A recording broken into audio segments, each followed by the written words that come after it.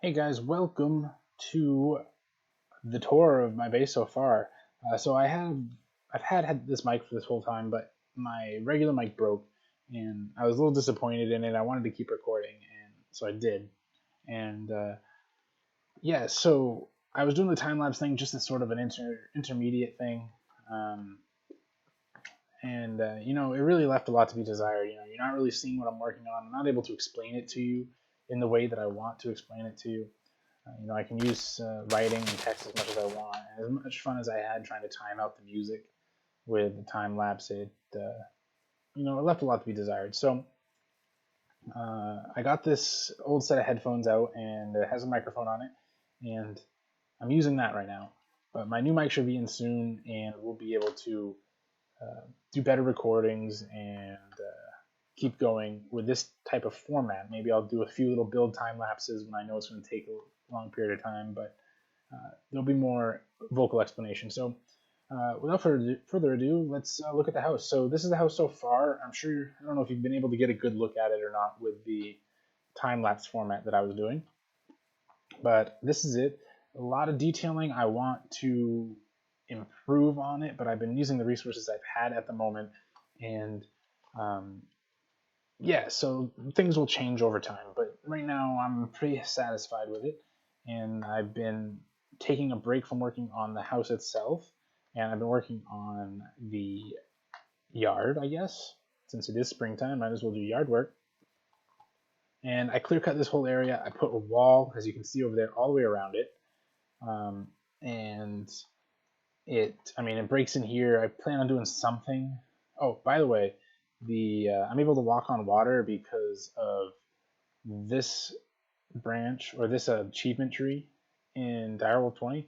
It's pretty freaking awesome. So uh, you on monk level 10, when you go out and do achieve this, then you can now walk on water, and it's awesome because you can just run around. There's nothing in your way.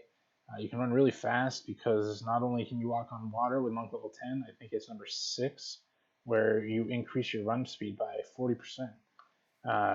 Yeah, so those achievements really do change the whole game. And if you are playing Direwolf 20, I say push through these as fast as you can, because once you get to the ability to run really fast or sprint really fast and run across water, it's and high jumps too. It kind of changes the game.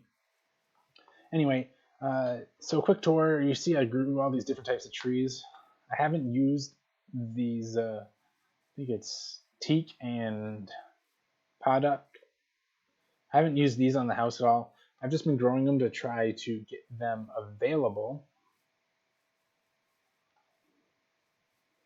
Yeah, that one grew. Growing them to try to get them available so um, we will be able to use them in the future. I don't really even know what they look like or whether they look good, but we'll go from there. The cherry trees, I probably have way too many of them. I just get them so I can get the cherries for this cherry juice, because it gives you an awesome speed boost. What is it, 20%? Oh, it hasn't. There we go. You drink enough of it and you get this little speed boost. I don't know how much, but it is quite fast. I mean, hell, it looks like a time lapse just in regular speed.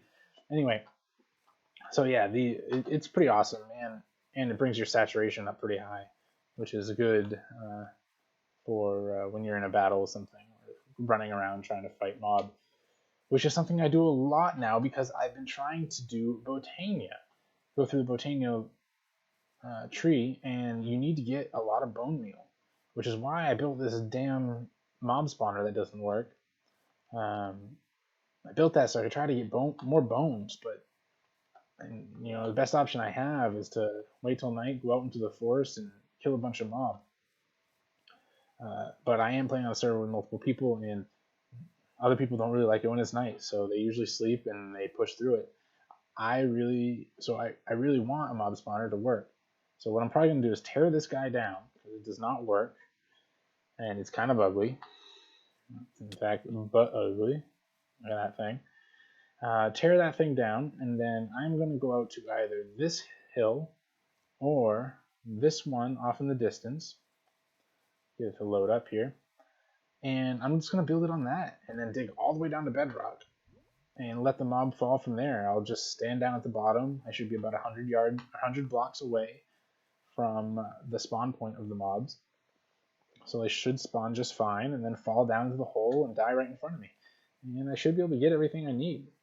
Oh, and I also found these ender lilies in the overworld, which I don't know how rare it is. I've never had that happen to me before. I found 2 of them, planted them, and I'm letting them grow. It's a good source of ender pearls. And when I get to the end, I can get some end stone and plant them on that. Anyway, so back to Botania. I built this. This is a design that I kind of worked through.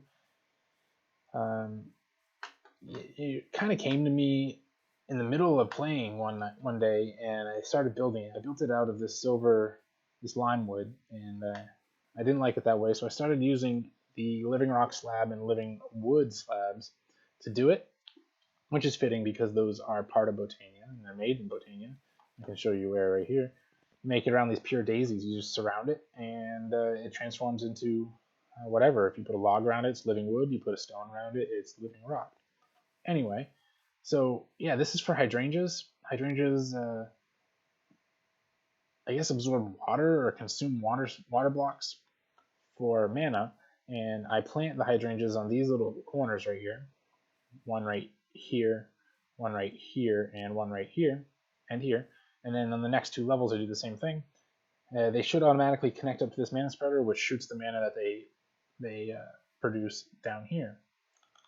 Now, one, I guess, stack here, which is 12 hydrangeas. If I fill all these up and then let them run for the course of their life, because they do disappear after a certain period of time, it'll fill up about 1/4 of a mana pool, which is not too bad at all.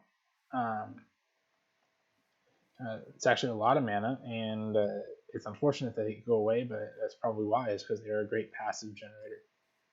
The other one is these Endoflames, which essentially I can take any wood burnable product and throw it in here. It's like a trash can. It turns it into mana for me, which is actually pretty freaking awesome. I get a lot of leftover planks, stairs from building. I just throw them in there, burn it up, and then it produces mana. I don't like keeping those things because storing them is just an extra storage slot. I like to keep my things stored in their original blocks and then turn them into whatever when I need to. So you can see here I have the planks and the logs. The only reason I have the planks is because I haven't used them up yet. And sometimes I might want 3 planks as opposed to